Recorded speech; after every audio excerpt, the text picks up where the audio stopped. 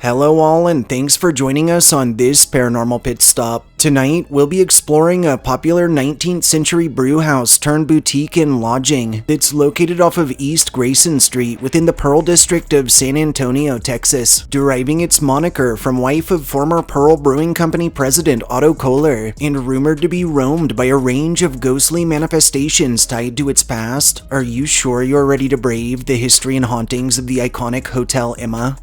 Historically, the site now holding Hotel Emma would initially play host to the J.B. Belorodsky Brewery, which was established in 1881, and would operate until 1883 when the endeavor was purchased under the San Antonio Brewing Company, who, in 1888, would change their name to the San Antonio Brewing Association instead. In 1894, the Hotel Emma building would be constructed as Pearl's Brewhouse, under designer August Maritzson and in the Second Empire style, and in 1902, one Otto Koehler would step in as brewery president and manager, after which he would set into motion a series of strategies aimed at expanding the operation's size and gross product output. Following Otto's passing in 1914, his wife Emma would assume the reins as chief executive, and formidably, under her direction, the San Antonio Brewing Association would outpace Lone Star as the largest brewing op in Texas. Incidentally, under Emma's lead, the brewery would actually manage to survive through Prohibition, albeit not as a brewery per se, but by offering more services such as auto repair, soft drink and ice cream sales, and even dry cleaning, tasks and means by which their fearless chief exec managed to save hundreds of jobs and subsequently associated families that relied on them.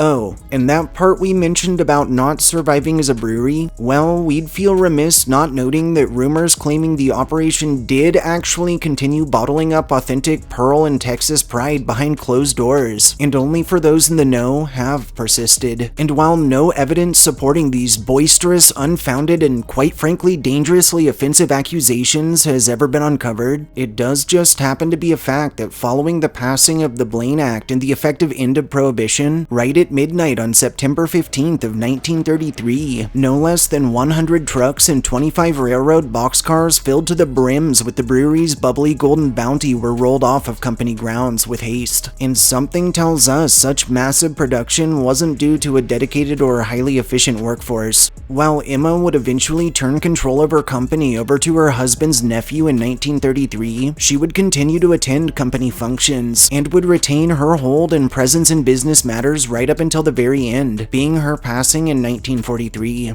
Over the decades, this aged brewery site would change hands a number of times before its closure in 2001, and in 2002 the property was purchased under Silver Ventures, who would launch a slew of restorations and renovations targeted at the structure and surrounding area, while simultaneously creating the culinary and cultural village of the Pearl, with Hotel Emma right at its heart. Hotel Emma remains open into the present, offering 146 guest rooms and suites, a bar, a club room, its own library, numerous in-house dining options, and much, much more. Chillingly, over its lengthy existence, Hotel Emma has been shrouded in a range of local legends and ghost stories, claiming it haunted by the countless apparitions of former owners, staff, patrons, and guests. And those who have frequented its bounds have reported disembodied voices heard from vacant rooms, footsteps that echo through empty halls, and doors that open and close quickly as if someone unseen is passing briefly through them. Also reported throughout this weathered lodging are instances of lights flickering on and off by themselves, objects spied moving around inexplicably or even floating in midair, and encounters with a slew of full-bodied apparitions in clothing spanning the ages, some that appear to be going about tasks from lives long since spent, and others appearing lost or confused by the massive changes to the property.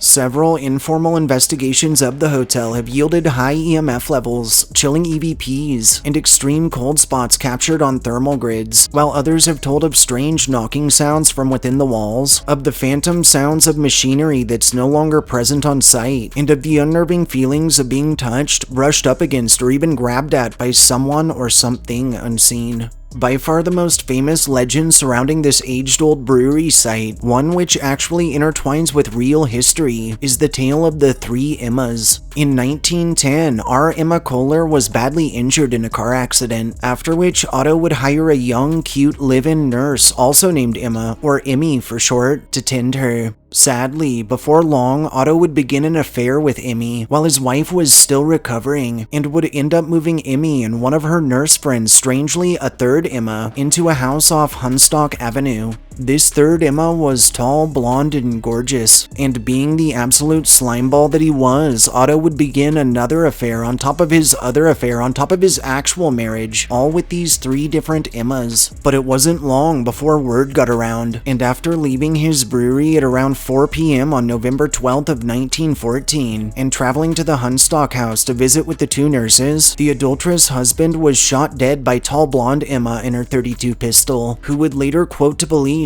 "I'm sorry, but I just had to kill him." Tall blonde Emma was eventually charged with murder. However, she would skip town, or rather the country, would travel to Europe to tend World War I casualties. And shockingly, when she actually returned to face the music in 1918, and after standing trial in front of an all-male jury, she was acquitted entirely of what was deemed a just killing. Now, many tell the spirits of Otto and of the 3 Emmas linger across the property that was centric through their drama, and several have reported echoes of long-lost arguments, shadows seemingly conspiring in dark corners, and even encounters with manifestations bearing all 4 parties' likenesses.